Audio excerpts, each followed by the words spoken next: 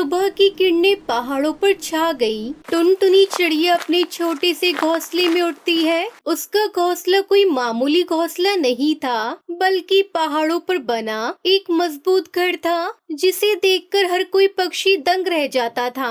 वहीं उनकी जिंदगी काटना आसान नहीं थी, क्योंकि उनके सर पर हमेशा एक साया मंडराता था, जिसका नाम कालू कौवा था। वो टुनटुनी चिड़िया के पहाड़ों पर बने घर को हथियाना चाहता था, लेकिन वो अब तक अपनी चालों में कामयाब नहीं हो पाया। एक दिन, अरे आज का दिन कितना खूबसूरत है। मेरी प्यारी सुनहरी और टुन्नू के साथ मैं इसे और भी खास बनाऊंगी। टुनटुनी चिड़िया अपनी बेटी सुनहरी चिड़िया को जगाने जाती है। अरे सुनहरी बेटा उठो, सूरज निकल आया है। आज कुछ नया करने का दिन है। माँ, क्या हम फिर से उन फूलों के मैदान में उड़ने जा रहे हैं? हाँ सुनहरी बेटा, लेकिन पहले तुम्हें अपने पिता को जगाना होगा। चलो तुम जाओ, मैं उनके लिए नाश्ता तैयार करती हूँ। फिर टुनटुनी चिड़िया रसोई में चली जाती है और सुनहरी चिड़िया अपने पिता के पास जाती है। पापा उठो, माँ ने कहा है कि आज हम फूलों के मैदान में जाएंगे। बेटा, तुम जानती हो हमारे पास ज्यादा भोजन नहीं है। मैं सोच रहा था कि हमें कुछ और मेहनत करनी चाहिए।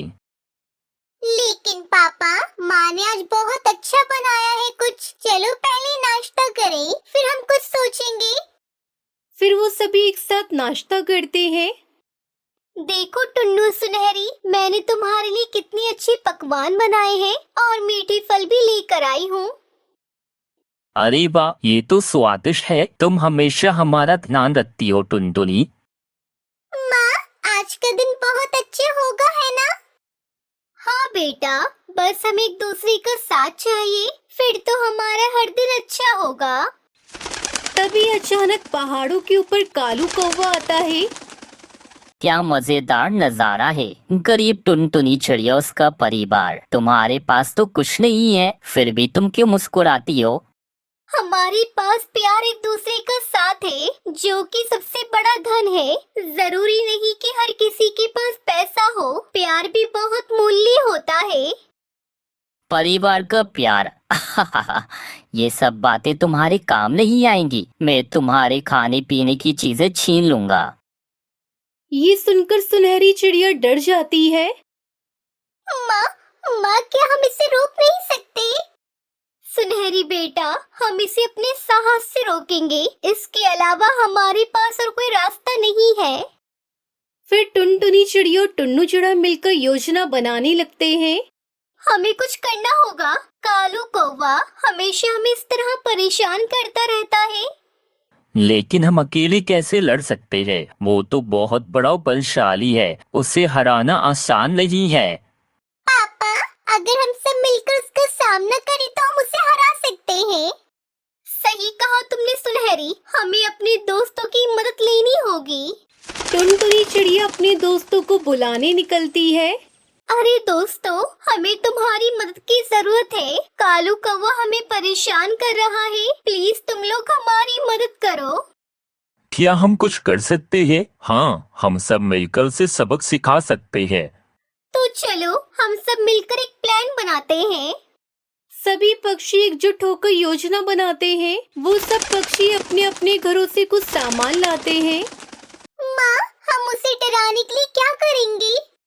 सुनहरी बेटा, हम सब पक्षी अपनी आवाज को मिलाकर एक बड़ा शोर करेंगे। इससे उसे डर लगेगा और वो यहाँ से भाग जाएगा। और हम एक साथ उड़कर उसे गिर सकते हैं। हमें तैयार रहना होगा। हमारी एकता ही हमारी ताकत है।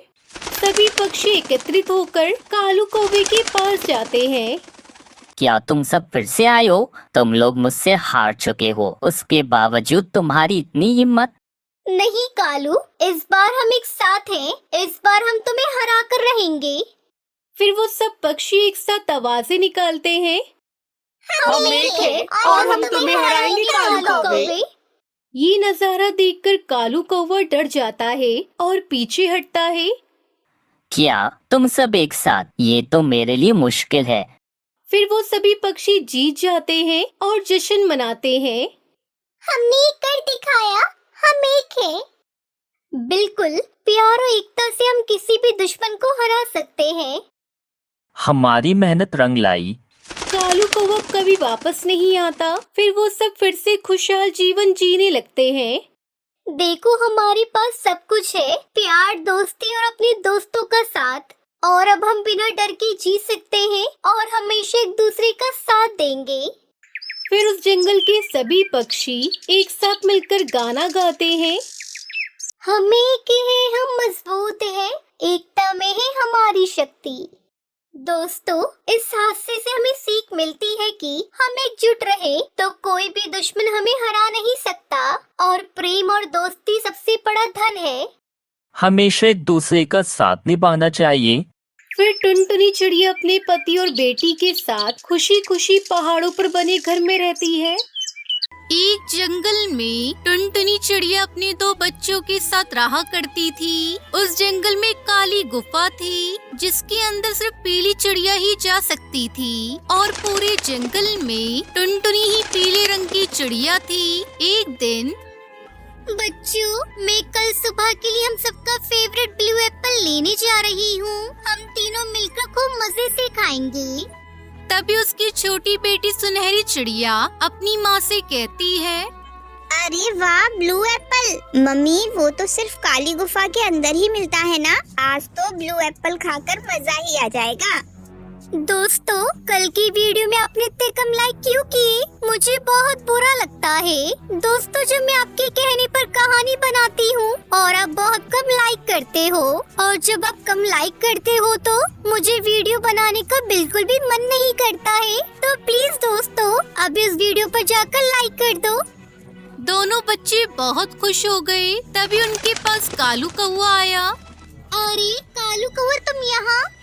हाँ टुनटुनी चिड़िया, मैं यहाँ से गुजर रहा था, देखा कि तुम ब्लू एप्पल के बारे में बात कर रही हो तो नीचे आ गया। थोड़ा सा एप्पल मुझे भी खाने को दे दो ना। हाँ हाँ, क्यों नहीं, मैं दे दूंगी। तुम बहुत प्यारी हो। वैसे कब जा रही हो काली गुफा?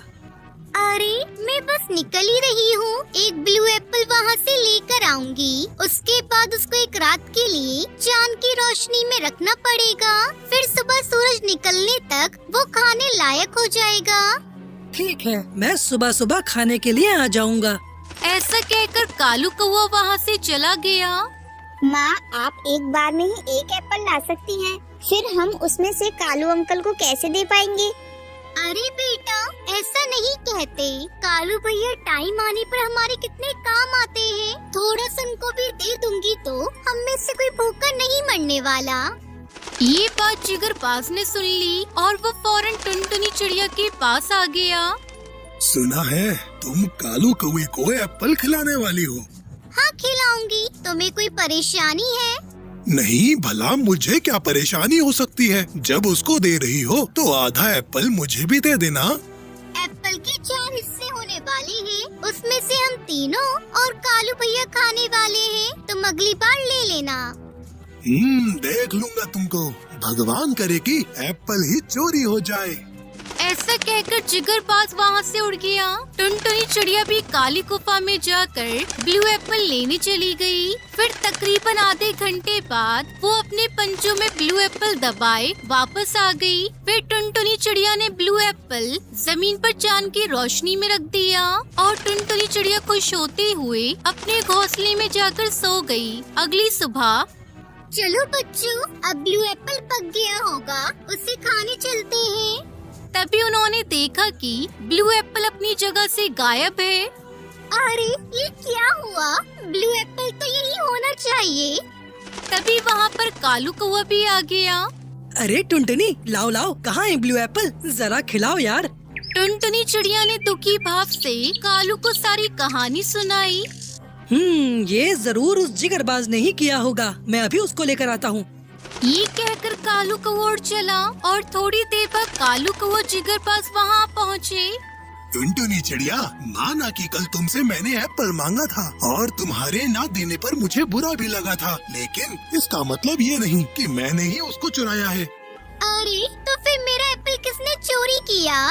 तभी कालू कौवा कहता है, हमें टुनटुनी की मदद करनी चाहिए। काली गुफा के अंदर सिर्फ टुनटुनी ही जा सकती है, इसलिए ऐसा करते हैं, टुनटुनी चिड़िया के साथ चलते हैं। ये बाहर तक ब्लू एप्पल लेकर आएगी और यहाँ तक हम ले आएंगे। इस तरह हम एक ही बार में 3 एप्पल ले आएंगे। और हाँ, जब हम एप्पल को चांद की रोशनी में रखेंगे तो जिगरबाज और मैं पेड़ के पीछे छुप जाएंगे। आखिर पता तो चले किसने तुम्हारा एप्पल गायब किया है। ये सही आइडिया है कालू। ठीक है, हम सभी चलते हैं। अब तीनों पक्षी काली गुफा तक चले गए। फिर टुनटुनी चिड़िया ने एक एक करके उनको एप्पल लाकर दिया और तीनों टुनटुनी के घर वापस आ गए। अब हम इन तीनों एप्पल को चांद की रोशनी में रख देते हैं। सुबह तक ये खाने लायक हो जाएंगे। जिगरबाज, आज रात हम पेड़ के पीछे सोते हैं। तभी रात के तकरीबन दूसरे पहर में हरी तोती दबे पांव वहाँ आई। उसने ब्लू एप्पल को छुआ ही था कि वहाँ पर छुपे हुए कालू कौआ और जिगरबाज ने उसको घेर लिया। अब तुम्हारा बचना नामुमकिन है। तुम्हारी इतनी हिम्मत कैसे हो गई कि तुम हमारे इलाके में चोरी करोगी? तभी टुनटुनी चिड़िया भी जाग गई और वो हरी तोती से बोली, पहले तुम ये बताओ कि चोरी क्यों कर रही थी? तुम मुझसे मांग भी तो सकती थी ना। तुम लोगों को जानना है कि मैं चोरी क्यों करती हूँ। तुम मेरे साथ चलो, तुम सबको सब कुछ पता चल जाएगा। ये सुनकर सभी उसके साथ उसकी बताई जगह पर पहुंच गए। वो उनको एक गुफा में ले गई, जहाँ पर 2 छोटे छोटे तोते थे जिनके पंखों में चोट लगी थी। अरे, इन बच्चों का तो बहुत बुरा हाल है।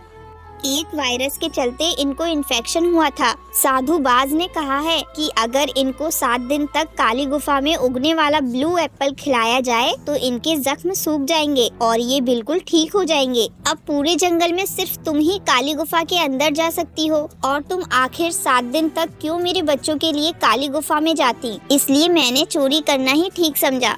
ये सुनकर टुनटुनी को उस पर दया आ गई और वो बोली, तुमको एक बार मुझसे आकर बात करनी चाहिए थी। इन बेचारे बच्चों के लिए भला 7 दिन तक गुफा में क्यों नहीं जाती? अब तुम फिक्र मत करो, तुम्हारे बच्चे ठीक हो जाएंगे।